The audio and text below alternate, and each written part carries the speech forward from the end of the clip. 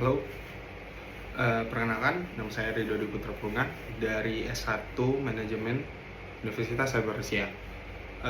Pada kali ini, izinkan saya untuk membedah sebuah berita yang bersumber dari CNBC Indonesia, yaitu rapor ekonomi Republik Indonesia kita ini. 7 bulan sudah berlalu di tahun 2026, banyak yang bilang kalau ekonomi kita itu baik-baik aja karena PDB kita pada triwulan 1 itu tumbuh sebesar 5,61%. Tapi kalau kita bedah lebih dalam nih ya, ada banyak luka yang mulai terlihat di balik angka-angka cantik itu. BPS pernah bilang juga bahwa ekonomi kita itu udah tumbuh 5,61 tadi di kuartal 1.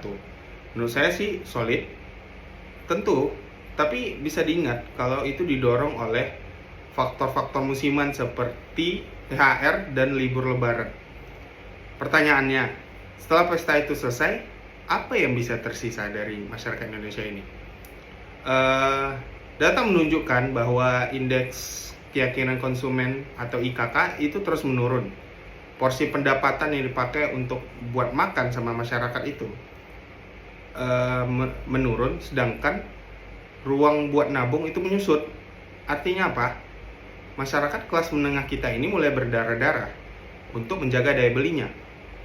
Penjualan retail pun terkontraksi.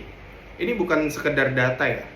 Ini mungkin adalah cerminan dari isi dompet masyarakat kita yang mungkin makin menipis. Kalau kita lihat lagi, ada 3 beban ekonomi yang kita rasakan sampai saat ini. Itu tuh yang pertama yaitu rupiah. Mata uang kita itu sempat menyentuh di level yang terlemah sepanjang masa, yaitu di sekitar 18.170. Meski sekarang udah pulih ya, per hari ini saya tag video itu kayak 17.500.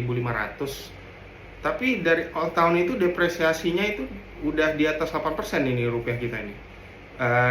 Hal ini membuat barang-barang impor kita itu makin mahal. Apalagi Indonesia juga tergantung kan, sangat tergantung malah dengan barang-barang impor. Contohnya aja tempe itu kedelai aja masih banyak impor. Kita belum bisa banyak menyuplai kedelai untuk dalam negeri saja. Lalu ada poin kedua itu inflasi kita.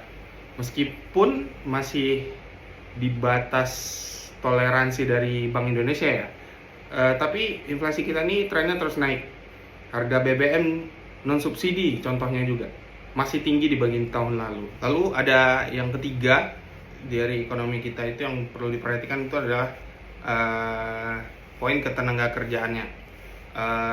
Ada 32.000 lebih pekerja pada tahun ini sampai dengan bulan Juli ini yang terkena PHK.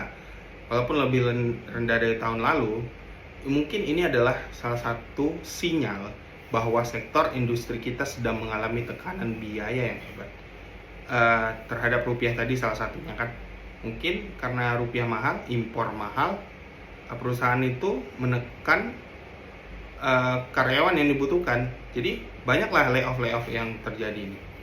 Lalu apalagi yang dapat kita soroti dari berita CNBC ini, yaitu pasar saham kita. IHSG masih koreksi 28% dari posisi akhir tahun lalu. Masalah transparansi free float juga masih menghantui. Bahkan MSCI itu sempat kasih kita lampu kuning buat negara kita ini. Ya, artinya Indonesia itu masih investor itu masih takut-takut gitu untuk berinvestasi di Indonesia ini. Mungkin di tengah kondisi ini banyaknya ada lagi berita-berita yang kayak misalnya ada pengunduran diri dari Gubernur Bank Indonesia yang baru-baru ini, Pak Peri Warjio, yang menambah mungkin berita-berita yang tidak pasti kebijakan moneter kita ini. Seharusnya pemerintah itu sadar kita tidak bisa terus mengandalkan belanja pemerintah yang ekspansif tanpa disiplin yang ketat. Belanja ini seperti program MBG, Kopdes itu sepertinya harusnya agak ditekan ya, mungkin ya. Jangan terlalu bergantung sama ya program-program seperti itu. Jadi apa kesimpulannya? Mungkin ekonomi kita ini saat ini bukan sedang krisis ya, tapi sedang sakit menurut saya. Yang kalau tidak segera diobati dengan efisiensi fiskal yang lebih berani dan kebijakan moneter yang stabil, bisa berubah jadi komplikasi yang lebih parah.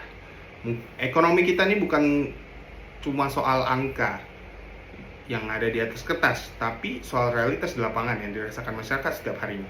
Menurut kalian, langkah apa yang paling mendesak harus dilakukan pemerintah sebelum tahun ini berakhir?